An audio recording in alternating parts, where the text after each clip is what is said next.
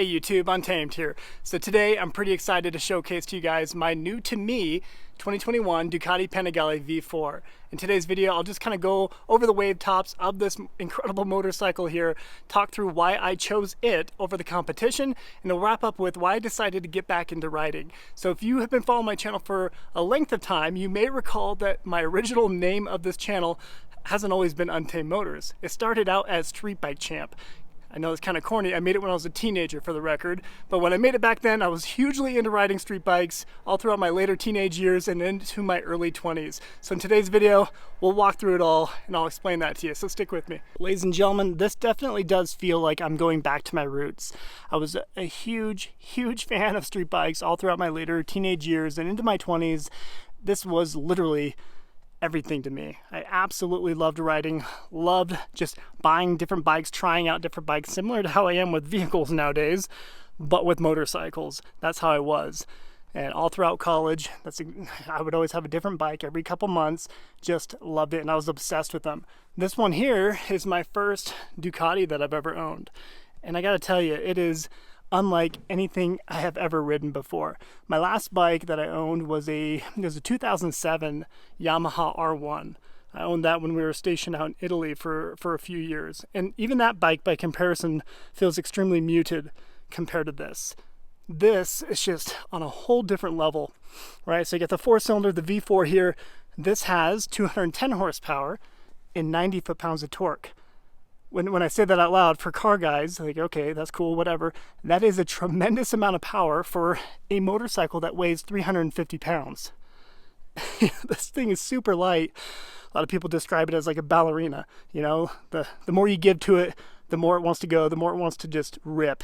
And you can definitely feel it. Even just riding around town, getting on the freeway, it is unreal. This is more bike than anybody ever truly needs unless you're tracking it every weekend. So let's just be clear with that point right there. But for me, it was honestly about the deal that I got. So originally, if anybody cares to hear it, originally this gentleman who sold me this bike, bought a private party, he had it posted at $20,000. So there's 7,100 miles on it. So just over 7,000 miles. So not a ton. I generally try to shoot for, you know, under 3,000 or 4,000 miles when I buy a used bike, but not bad by any means, especially for the leader bike here. He wanted $20,000 originally, but after some back and forth, we ultimately agreed at doing $16,000 for it. So he came down a lot, and obviously the time of year played in as a factor here. You know, coming into fall, teetering in toward winter. You know, he was gonna put it in his garage and store it throughout the winter. So either store it throughout the winter, maybe try again come spring, or cut it loose right now and get some cash. That's ultimately what he decided to do. So I ended up driving about 4.5 hours to go pick it up. One thing that kind of played to my benefit was the location of it. He was in South Dakota, so it was in a location where it doesn't have a huge population around it. And, you know, it couldn't fly off the shelf as easily as it could in, let's say, Denver, right? So that definitely played to my benefit to some degree. But for me, I absolutely love the styling of this. Love just those fins coming off the front there. Absolutely love it. What do you think, Buggy? Do you like it? Do you like the motorcycle? Yeah? Good talk. But, you know, just like these little, almost like shark gills on the side. Absolutely love it. And really, the fact that I've never owned a Ducati, and I've owned probably over 30 bikes in my life at this point, and this just looks and feels unlike anything I've ever owned. And it's not hot right now, for the record, so he's not burning up. Unlike anything I've ever owned, it's just a ton of fun to ride. More bike than anyone truly needs, more bike than I need, of course, but let's be real. I mean, when we buy motorcycles, we're not just trying to get the bare necessities, right? We're trying to get something that's thrilling and adds drama to your life, and that's exactly what the V4 does. Had obviously just a couple little additions to it. The side grips here, tank protector. It does have a passenger seat attachment. It's separate, of course. You can swap this portion out and put that on. Has a tail tidy kit. Otherwise, it comes out with a giant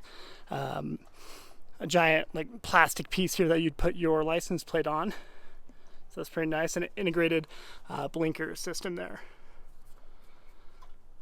Absolutely love that. It's just that tail right there. It's just so sleek looking.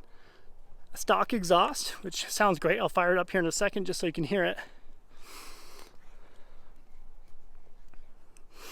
But just those front canards up here look incredible. That's not what they're called here on a motorcycle, but you know, those downward, almost downward spoilers up front. There's a word for it. Forgive me, I don't have it. Hip pocket. First bike I've ever owned with them. When I bought it, he did have some kind of integrated turn signals, little tidy ones up here, but he didn't have any actual side view mirrors, so I put the stock ones back on, which I prefer that. Actually, some functionality to it while I'm riding around town. But never been tipped. That's always a big deal with these bikes. Obviously, once they've been tipped, kind of, you know, you're always gonna have some scuffs here and there, either on the bar ends or something. But this one hasn't been, so that was definitely a plus. So for me, you know, because motorcycles were such a huge part of my life growing up, between riding dirt bikes with my siblings, my father growing up, this has always been an important bit to me. This is why we got quads for the kiddos here. You know, want them to have those memories and experiences growing up. So I missed that. I missed being able to ride. Obviously, you know, it's extremely important to wear all that safety gear, and we'll talk about that in maybe later videos if you're curious to hear about the gear that I choose when I'm riding. I'm happy to kind of talk through that, or even doing some moto vlogging, or ride along videos, if you will, if you guys are interested in that. So you tell me. But I figured, hey, this is Untamed Motors.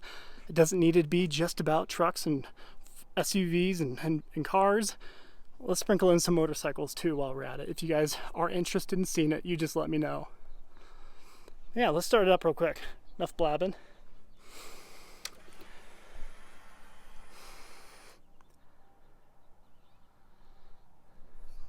Let me see if I can do it with one hand here. Watch out, buddy. Watch out.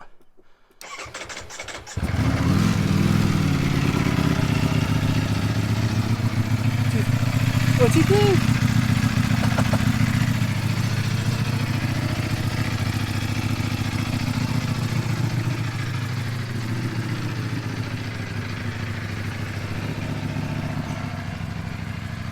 So even for it having stock exhaust, it has a nice little rumble to it, I think.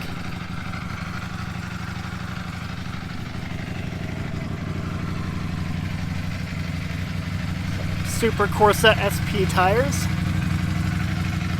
Brembo brakes. I'll give it a few revs for you.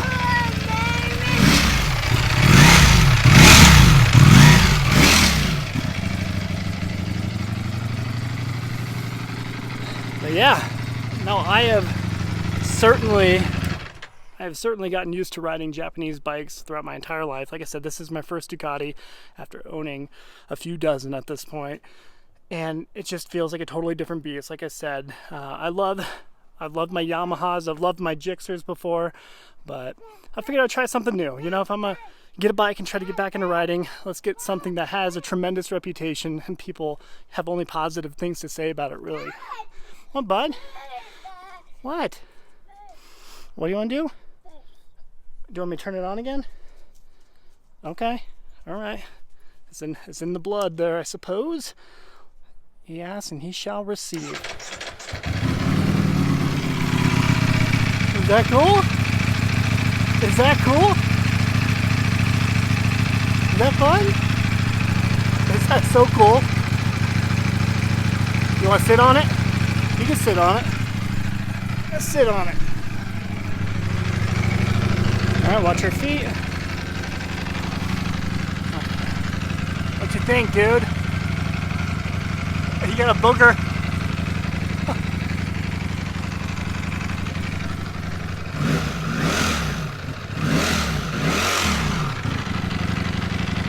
What you think, dude? And boop. Is that cool?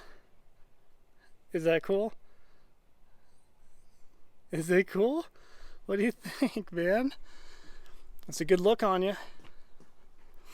But there you have it, guys. Really just wanted to use this as an introduction video. You know, I've always been missing the feeling of riding. Yeah, I've just have always been trying to talk myself into it. Obviously, now that we have these guys here, got 4 little ones now, that is always a part of the conversation. It's always a part of a decision to try to ride again, right? And oftentimes, and maybe smartly so, we choose not to. And that's what I've been doing throughout the last 8 years. You know, after my first was born, my oldest, my daughter was born, I decided to hang it up and maybe just focus on cars and safer options like this guy here. But I figured, I don't know, let's just kind of try it again. You know, it brought me a lot of joy, and I don't know, there's nothing quite like it, right? There's no feeling quite like riding a motorcycle, especially a street bike like this. So I figured I'd try it. You know, I personally, I want my kiddos to always remember me as the cool dad, and perhaps the dad that, you know, wasn't afraid to try new things. And this is just an example of that. So they're always going to remember that. I'm going to get them into riding, and hopefully the legacy can continue onward. Maybe they'll be a little less crazy than I. But there you have it. Sorry I turned this into a long little monologue here, but let me know if you want to see more of this. If you want to see any kind of like moto vlogging videos where I'm riding around just kind of talking through things, you let me know that too, please. So as always, appreciate you taking the time to watch. Until next time.